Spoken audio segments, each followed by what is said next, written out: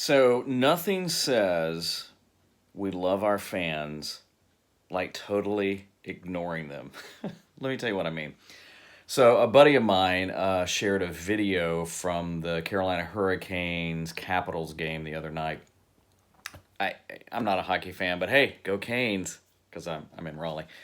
And what was interesting is it was a shot of the Capitals coming out of the tunnel. And now, granted, they're playing in Raleigh, right? So you're already one in enemy territory. And there's all these kids hanging over, and they're trying to get high fives as they're going out, and they're just walking out, and they're ignoring every fan. Now, grant it. I understand that players can be in a zone. I wouldn't know that because I ain't a player. But I get that. I get that you can be in a zone, but every player coming out of the tunnel didn't even put a stick up, didn't even put a glove up, and just and left these kids hanging. And I thought, wow, there's no better way to say, hey, we love our fans and thank you than totally ignoring them. Forget the fact that they traveled to here to see you.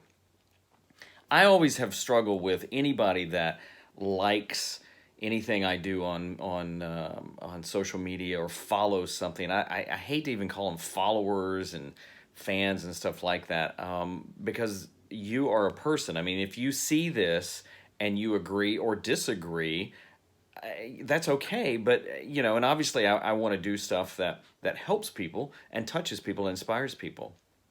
But my word, if you can't even just thank somebody, that's why personally I try always to react to every comment on any platform. Not because people are fans and stuff like that, because people are people.